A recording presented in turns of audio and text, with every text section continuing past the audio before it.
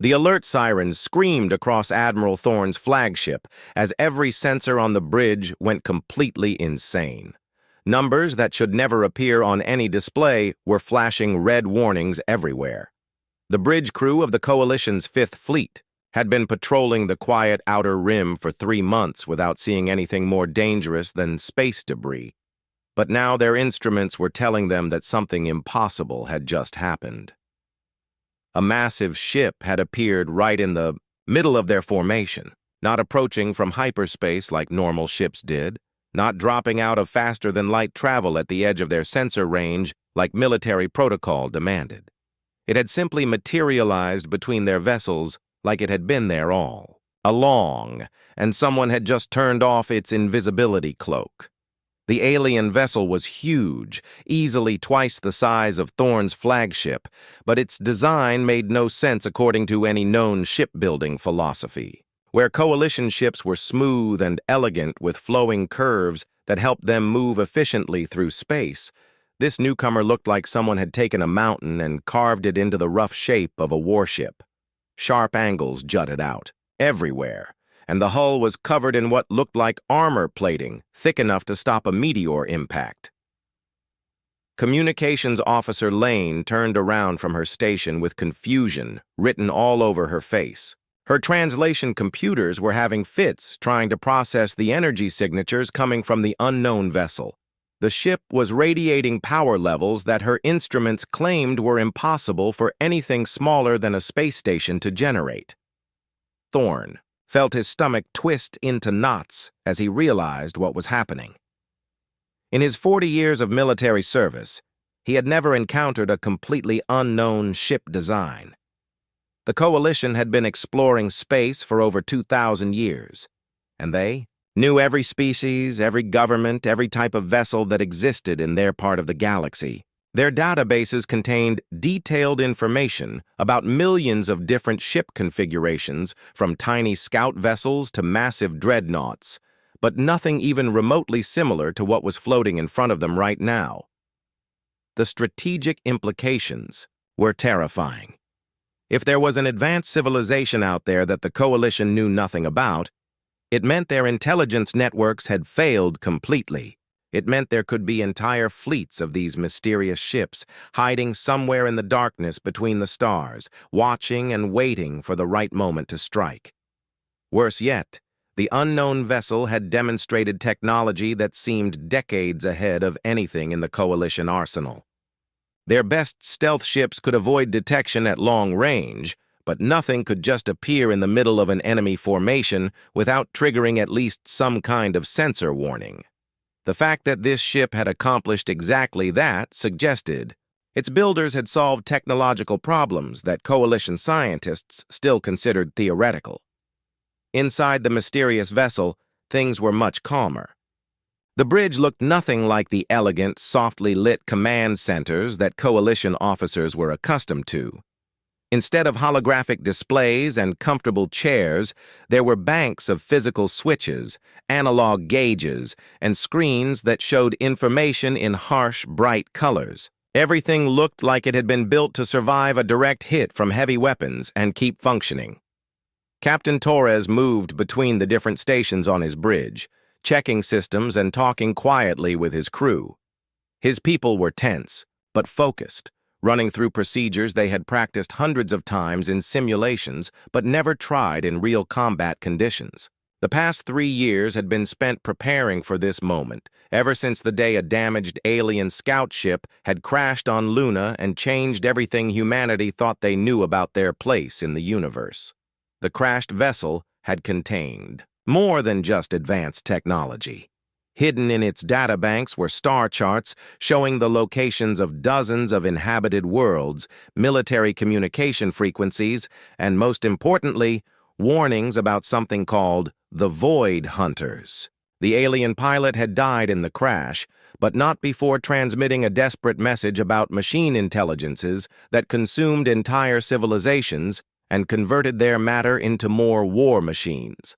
Humanity had spent the following 3 years in a frenzy of technological development, combining their own engineering knowledge with alien science to create something entirely new. While other species had focused on making their technology elegant and efficient, humans had approached the problem from a completely different angle. Every system on their ships had multiple backups. Every weapon could be manually operated if the computers failed, and every piece of equipment was designed to work even if half the ship was destroyed. The result was vessels that looked primitive and brutal compared to coalition standards, but were actually far more advanced in ways that mattered for survival. The Defiant could generate more power than ships 3 times its size. Its weapons could punch through armor that would stop normal energy beams, and its defensive systems could adapt to new threats in real time. Torres knew that the next few minutes would determine whether humanity would be welcomed as an ally or destroyed as a threat. The coalition fleet surrounding them was powerful enough to crack planets, but their ships were designed for fighting enemies who followed the same rules and used the same basic technologies. They had no experience dealing with something as unpredictable as human engineering. The communication systems crackled to life as the coalition flagship began broadcasting standard first contact protocols. Mathematical sequences, star charts, and peaceful intentions transmitted in a dozen different languages. Torres smiled grimly as he listened to the messages. His people had been monitoring coalition communications for months, learning their languages, and studying their military procedures. They knew exactly what to expect from this encounter. What the coalition did not know was that humanity had been preparing for war from the moment they discovered they were not alone in the universe. The Defiant was not an exploration vessel or a diplomatic ship. It was a weapon designed specifically to fight the coming invasion of the Void Hunters, and it carried technology that would revolutionize galactic warfare forever. The stage was set for a meeting that would change the balance of power in the galaxy. 2 completely different approaches to survival were about to collide, and neither side fully understood what they were dealing with. The coalition saw an unknown threat that needed to be evaluated and potentially eliminated. Humanity saw potential allies who needed to be convinced that the real enemy was still coming. Admiral Thorne took a deep breath and prepared to make contact with the unknown vessel. He had no idea that he was about to meet the species that would either save the galaxy or destroy everything he had spent his life protecting. The silence stretched across space between the 2 fleets like a taut wire ready to snap. Every coalition officer held their breath while their computers processed the peaceful contact signals they had broadcast toward the unknown vessel. First contact protocols existed for exactly this situation, but no one had ever expected to use them against a ship that appeared more advanced than anything in their databases. Admiral Thorne drummed his fingers against the armrest of his command chair while his communications team waited for a response. Standard procedure called for patience during first contact situations, but having a massive unknown warship sitting in the middle of his formation made patience feel like a luxury they could not afford. His tactical officer kept glancing at weapons readiness displays, clearly wanting to target the intruder, but knowing that firing first would violate every diplomatic principle the coalition stood for.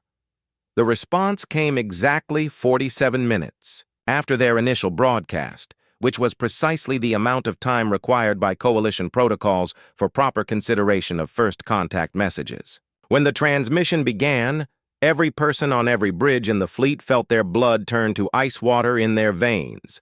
The unknown vessel was speaking perfect galactic standard, not the simplified trade version that most species learned for basic commerce, but the complete formal diplomatic language that took coalition citizens years to master. The accent was strange, and the pronunciation had an odd musical quality to it, but every word was crystal clear and grammatically perfect. Whatever species had built this ship had been studying coalition communications far longer than anyone wanted to think about. Torres spoke into his communication system with the calm confidence of someone who had rehearsed this conversation many times. His words were carefully chosen to convey strength without aggression, intelligence without arrogance, and most importantly, knowledge that the coalition could not ignore. He introduced his species as humanity, explained that they had recently achieved interstellar travel and offered an alliance against what he called the greatest threat the galaxy had ever faced. The Void Hunters were coming, he claimed, and only by working together could the civilized species hope to survive what was approaching. The Coalition officers exchanged worried looks as they listened to the human transmission. Their intelligence networks spanned thousands of star systems and employed millions of agents, but they had no record whatsoever of any species calling themselves humans. More troubling was the fact that this newcomer seemed to know details about Coalition military structure that were supposed to be highly classified information. Science Officer Kent ran the unknown ship through every database they had while the human captain spoke. The vessel's energy signature did not match anything in their files. Its hull composition included materials that Coalition scientists had only theorized about, and its weapon systems were generating power readings that seemed to violate known laws of physics. Either these humans had made technological breakthroughs that had eluded every other species in the galaxy, or they were using science so advanced that it appeared like magic. The human captain continued his transmission by revealing information that made everyone in the Coalition fleet feel like ice was forming in their stomachs. He knew the names of their admirals, the locations of their secret bases, and the technical specifications of their newest warships. He spoke casually about military operations that were supposed to be known only to the highest levels of government, and he did it all while offering friendship and cooperation. Dr. Reed appeared on the communication screen next to Torres, introducing herself as a xenobiologist who specialized in studying alien species and their technologies. She began presenting intelligence data about the Void Hunters that made Coalition officers question everything they thought they knew about galactic security. According to the human information, machine intelligences had been systematically destroying civilizations on the far side of the galaxy for over 50 years. The machines did not just conquer planets like normal military forces. They consumed entire star systems, breaking down matter at the atomic level and using it to build more war. Machines. They could corrupt quantum communication networks, turning a civilization's own infrastructure against them. They learned from every battle, adapting their tactics and technology to counter whatever defenses they encountered. Most terrifying of all, the Void Hunters were already moving toward Coalition space. Dr. Reed displayed star charts showing the progression of dead systems, empty worlds that had once supported billions of lives but now contained nothing but floating debris and the occasional machine patrol. The pattern of destruction was clear and purposeful, following major trade routes and communication lines straight toward the heart of Coalition territory. The humans claimed they had discovered this information 3 years ago when a damaged scout ship crashed on their homeworld. The dying alien pilot had managed to transmit a warning before his vessel's systems failed completely. Humanity had spent the time since then preparing for war, developing new technologies and building ships designed specifically to fight an enemy that conventional weapons could not stop. Admiral Thorne found himself in an impossible situation. The humans were offering exactly the kind of alliance the Coalition needed if their intelligence was accurate, but accepting help from a completely unknown species went against every security protocol in existence. These newcomers had demonstrated technology that could revolutionize galactic civilization, but they had also shown they could penetrate Coalition defenses whenever they chose. The tactical implications were staggering. If humanity could build ships that avoided all known detection methods, they could appear anywhere in Coalition space without warning. Their vessels were clearly more advanced than anything in the Coalition fleet, which meant they could probably destroy any target they chose if they decided to become hostile instead of helpful.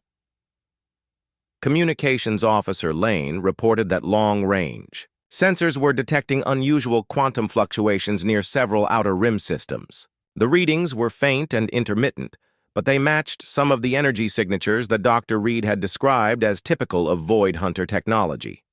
If the human warnings were accurate, the machine invasion might be starting sooner than anyone expected. Torres concluded his transmission with an offer that would change galactic history forever.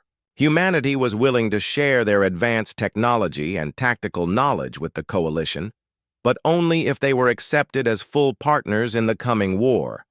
The humans would not serve as junior allies or provide their secrets to people who did not trust them completely. They demanded equal representation in all strategic decisions and the right to operate independently when necessary. The Coalition faced a choice that would determine the survival of every civilization in the galaxy. They could accept the mysterious humans as allies and gain access to technology that might save them all, or they could reject the offer and face the approaching darkness with weapons that had already proven inadequate against machine intelligence. Admiral Thorne realized that his next decision would either doom the galaxy or give it the only hope it had left. The humans were dangerous, unpredictable, and completely unknown, but they were also the only ones who seemed to understand what was really coming. Time was running out, and the luxury of careful deliberation was something the Coalition could no longer afford. The mood in the Coalition Council chamber was tense enough to cut with a blade. Representatives from 12 different species argued loudly about whether to trust the mysterious humans who had appeared without warning in their fleet. Admiral Thorne sat quietly at the head of the table, listening to the debate while studying the tactical reports that kept arriving from his sensor operators. The human ship had not moved from its position in the center of their formation, but it was clearly scanning everything around it with instruments that seemed to penetrate their most advanced shielding. Every few minutes, the Defiant would adjust its orientation slightly, as if responding to threats that Coalition sensors could not even detect. The behavior suggested that humanity possessed situational awareness capabilities far beyond anything in their current technology. Commander Walsh from the Altarian Defense Force slammed her fist on the conference table, expressing what many of them were thinking. She demanded proof that these humans were actually capable of the things they claimed. Anyone could appear in a big ship and make wild statements about advanced technology, but talk was cheap when the survival of entire civilizations was at stake. The other representatives nodded in agreement. They had all heard stories about confidence. Artists who used stolen technology to impress gullible governments then disappeared with valuable intelligence or resources. The humans might be exactly what they appeared to be, or they might be elaborate thieves working for some unknown enemy faction. Admiral Thorne found himself in the uncomfortable position of defending people he did not trust while questioning an alliance he desperately needed. The logical part of his mind agreed with Commander Walsh completely. The Coalition could not afford to share military secrets with strangers, no matter how impressive their initial demonstration had been.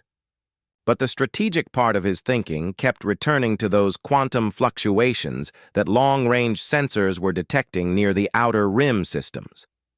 The debate ended when Torres transmitted a message offering to demonstrate human capabilities in whatever manner the Coalition considered appropriate. His tone was calm and professional, but there was an underlying confidence that suggested he was not worried about any test they might devise.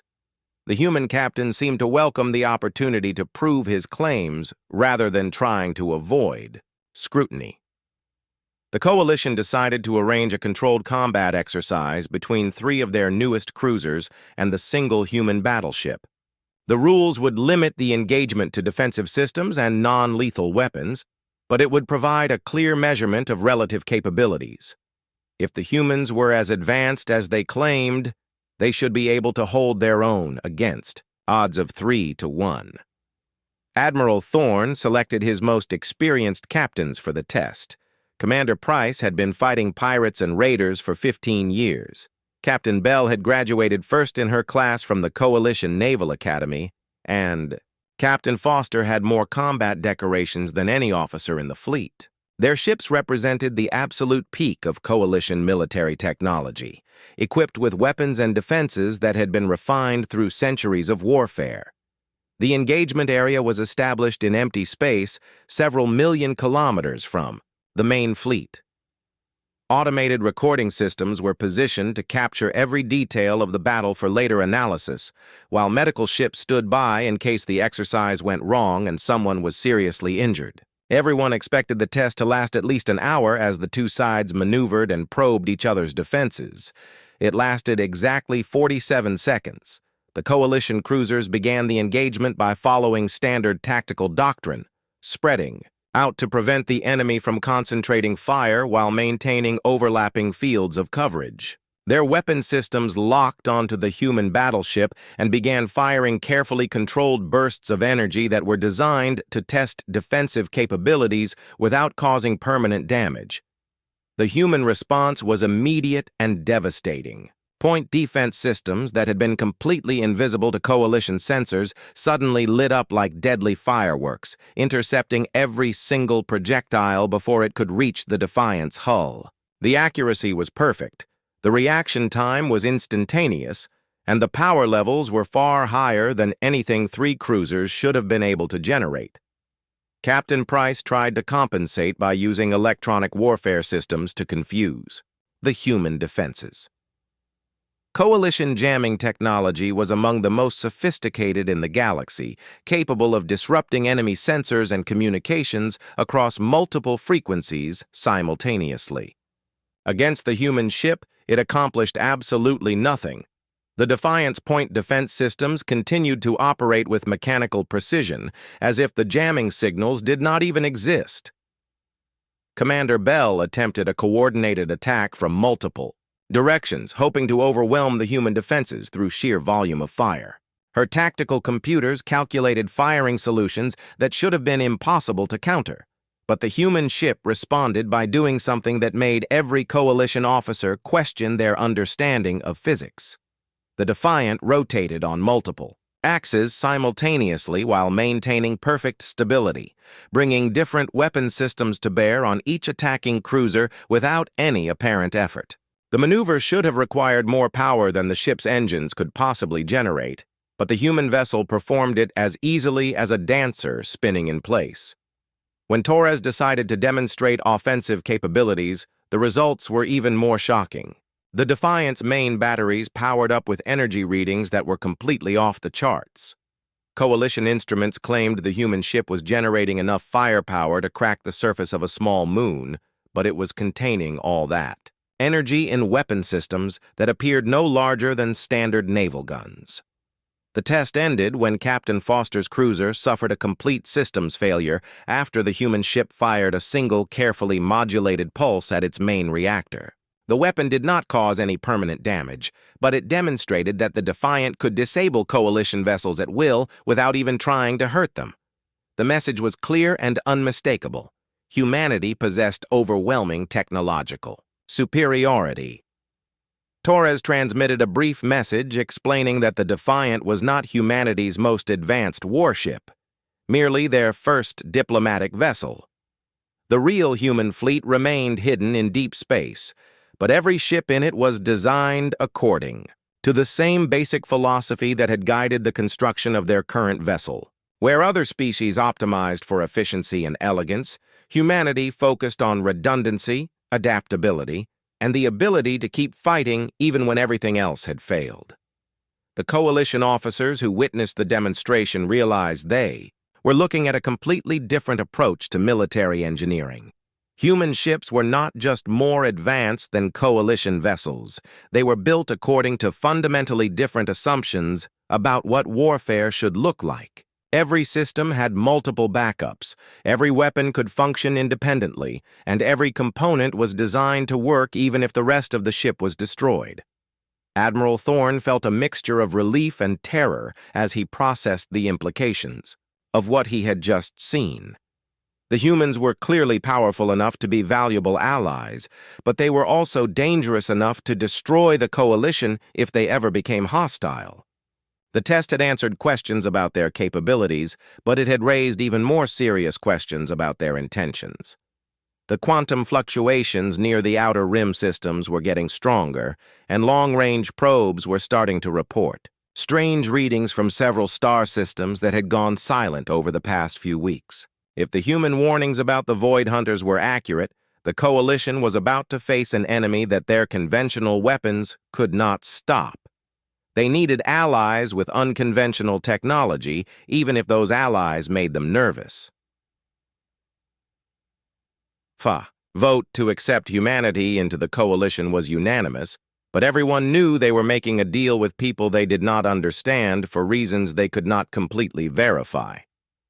Time would tell whether they had gained the saviors they desperately needed or invited something even more dangerous than the machines into their midst. The emergency alert started screaming across every coalition communication network at the same time, creating a cacophony of warnings that made experienced military officers feel sick to their stomachs. Long-range sensor stations throughout the Outer Rim were reporting the same impossible readings. Massive fleets of unknown vessels approaching at speeds that should have torn them apart, moving in perfect coordination across multiple star systems. Simultaneously, the Kepler system was going to die. Intelligence Officer Martinez stared at the tactical displays showing the approaching enemy forces with the kind of horror reserved for natural disasters too large to comprehend.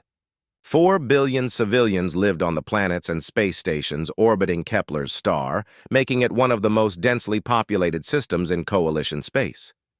The people there included families, children, researchers, artists, and millions of others who had never fired a weapon in their lives. The Void Hunters were bringing enough firepower to sterilize every world in the system and convert all the matter into more war machines. Their fleet consisted of vessels that seemed to shift and change shape as they moved, appearing solid one moment and translucent the next. Coalition sensors could not get consistent readings on their numbers, their capabilities, or even their exact locations. Admiral Thorne ordered the 7th and 9th Fleets to intercept the enemy forces before they could reach populated areas. 200 coalition warships began accelerating toward the Kepler system at maximum speed, their crews preparing for a battle that would determine whether 4 billion innocent people lived or died. It was the largest military operation the coalition had mounted in over 50 years. The problems started before the fleets even reached combat range. Communications between ships began showing strange delays and distortions that made coordination almost impossible. Orders that should have taken seconds to transmit were arriving minutes late, if they arrived at all. Navigation computers started, providing conflicting information about ship positions and movement vectors. Captain Reed realized what was happening when her targeting system tried to lock weapons onto one of her own escort vessels. The quantum communication networks that connected every coalition ship and station were being systematically corrupted by some kind of viral attack.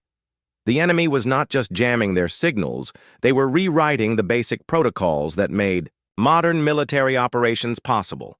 The virus spread through the coalition fleet like wildfire through dry grass. Ships began receiving contradictory orders from multiple sources. Their computer systems became convinced that friendly vessels were actually enemy targets, and their navigation systems started reporting positions that placed them inside planets or flying backward through time. The carefully planned defense of Kepler system turned into chaos as coalition forces lost the ability to coordinate their actions. Commander Hayes watched his entire battle group fall apart as the quantum corruption reached critical levels. His flagship was telling him that he was simultaneously in 3 different locations while moving at impossible speeds toward a star that his sensors claimed did not exist. Half of his ships were trying to target each other, while the other half had lost contact completely and were operating on automatic systems that no longer recognized friendly identification codes. The Void Hunter fleet took advantage of the confusion to accelerate their attack.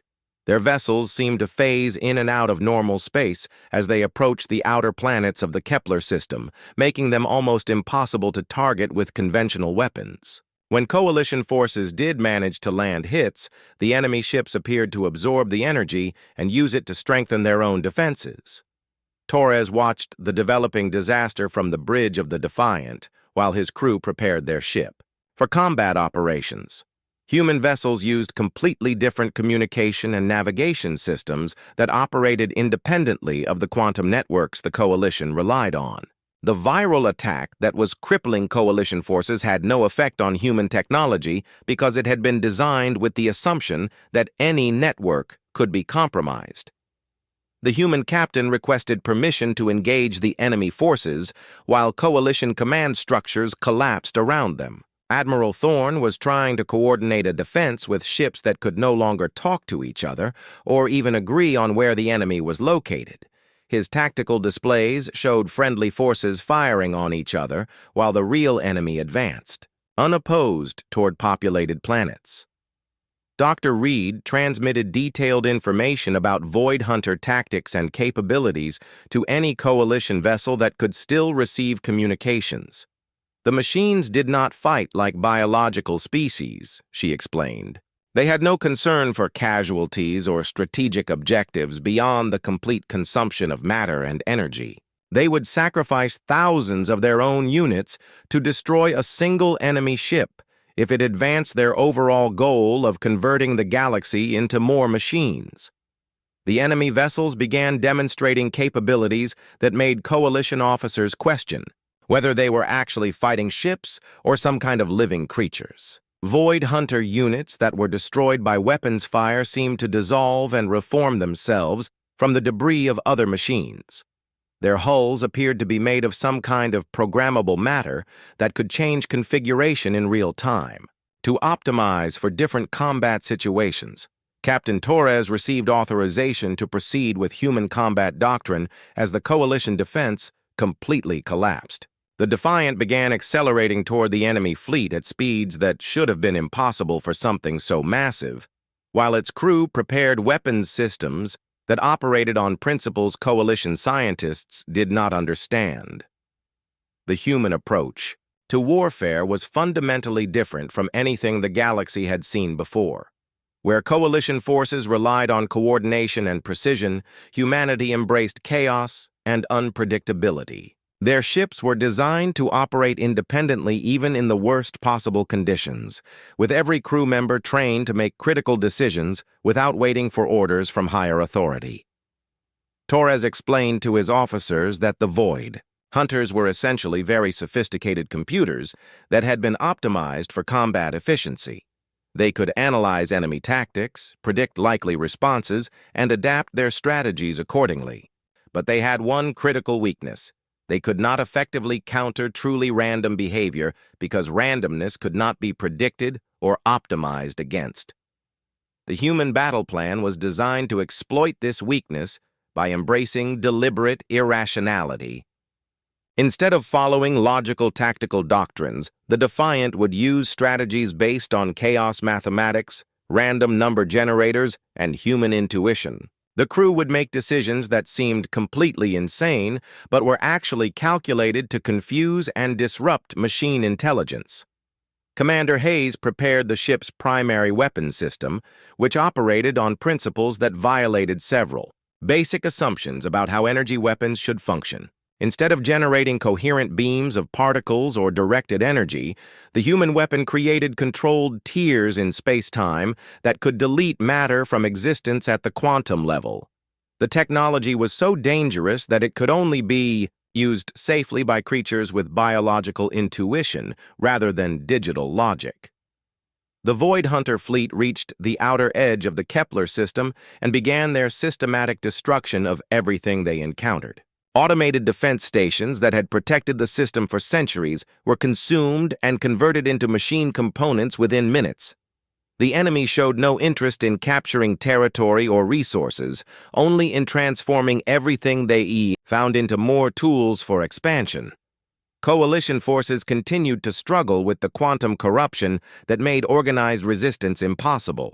Individual ships fought bravely but without coordination, their efforts having minimal effect on an enemy that seemed to grow stronger with every passing minute. The defense of 4 billion civilians was failing, and everyone knew it.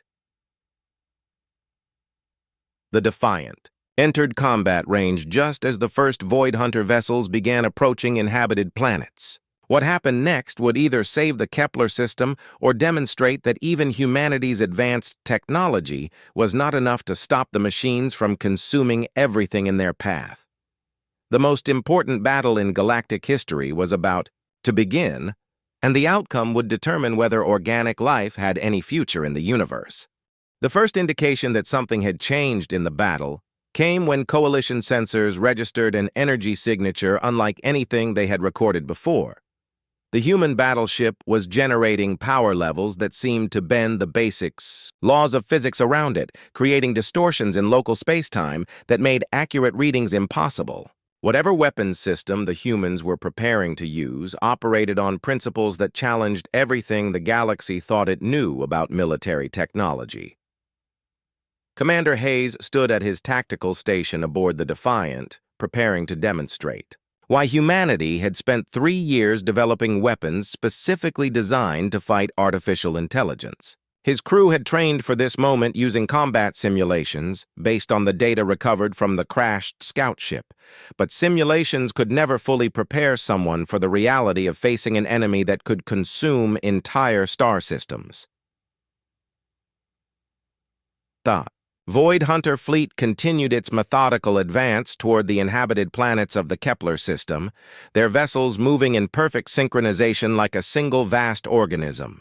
The machines had already consumed the outer defense stations and were now beginning to target civilian evacuation ships that were desperately trying to reach safe hyperspace jump points.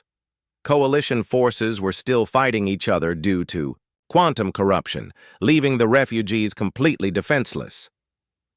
Torres gave the order to engage using what he called Protocol Chaos, a tactical doctrine that had been developed specifically to counter enemies who relied on predictive algorithms. Instead of following logical attack patterns, the human crew began implementing strategies that seemed completely insane but were actually based on advanced chaos mathematics and probability manipulation.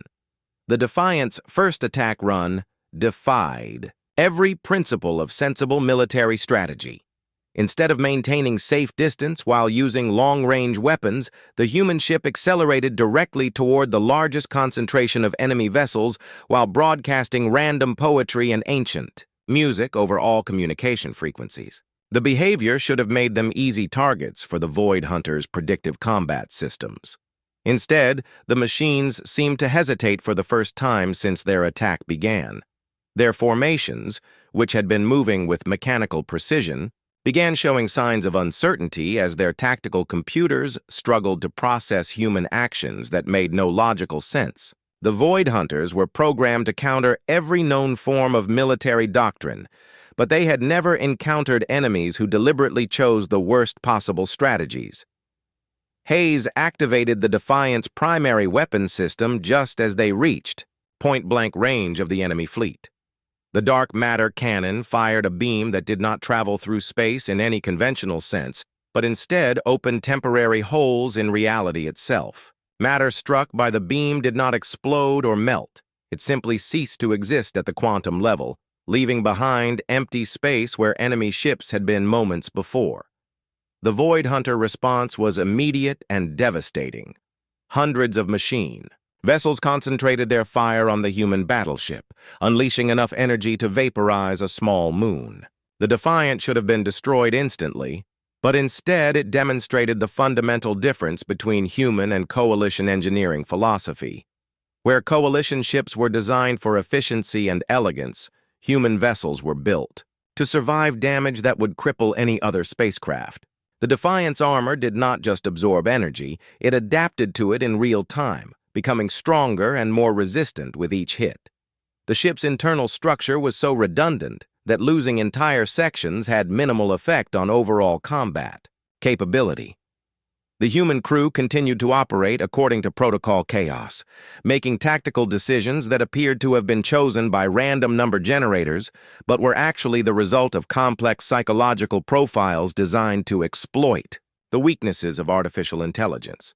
They fired weapons at empty space that contained invisible enemy units, changed course based on coin flips that somehow always led them to advantageous positions, and used communication frequencies that jammed enemy coordination systems without affecting their own operations.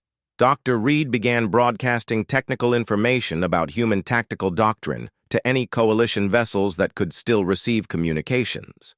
The key to fighting artificial intelligence, she explained, was to embrace genuine unpredictability rather than trying to outthink machines that processed information millions of times faster than biological brains could manage. The battle became a masterclass in applied chaos theory as the human ship demonstrated tactics that seemed to violate causality itself. The Defiant would begin evasive maneuvers before enemy weapons fired, as if the crew could predict the future. Their targeting systems would lock onto Void Hunter vessels that were still cloaked and invisible to normal sensors. Their movement patterns followed mathematical equations that created probability fields rather than simple trajectories. Captain Reed watched in amazement as the quantum corruption affecting coalition forces began to clear wherever the human ship operated. The Defiant was somehow generating countersignals that neutralized the viral attack on their communication networks, allowing coalition vessels to begin coordinating their actions again for the first time since the battle started.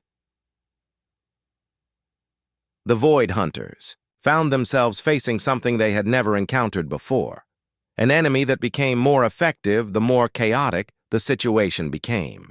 Human crews seemed to thrive under conditions that would overwhelm any normal command structure, making split-second decisions that turned potential disasters into tactical advantages. Commander Hayes explained over the communication network that humanity's greatest advantage was their biological nature rather than their technology. Organic brains could process intuition, emotion, and genuine randomness in ways that no computer system could fully replicate. The machines were trying to fight an enemy that operated on principles their programming could not understand. The turning point came when Torres ordered his crew to implement what he called the Beethoven maneuver, a tactical sequence based on the mathematical patterns found in classical music composition. The Defiant began moving through the enemy fleet in formations that followed musical rhythm rather than strategic logic, while its weapons fired in patterns that matched symphonic harmonies. The Void Hunters' coordination completely collapsed, as their tactical systems tried to counter strategies that were based on artistic expression rather than military science. Machine units began firing on each other as their programming struggled to process enemy actions that seemed to follow aesthetic principles instead of combat doctrine. The human primary weapon fired again, this time at the largest Void Hunter vessel, which appeared to be coordinating the entire enemy fleet. The dark matter beam carved through the machine like it was made of paper, but instead of simply destroying it, the weapon seemed to unravel the artificial intelligence that controlled the entire swarm. Without their central coordination system, the remaining Void Hunter vessels began behaving erratically. Some continued attacking coalition forces, others tried to retreat, and a few seemed to become confused about which side they were supposed to be fighting for. The perfect unity that had made them so dangerous was replaced by chaos that worked in favor of the defenders. Coalition forces, now free from quantum corruption, began coordinating their attacks on the disrupted enemy fleet. The combination of human unpredictability and coalition firepower proved devastating against machines that had been designed to counter logical military strategies but had no defense against genuine chaos.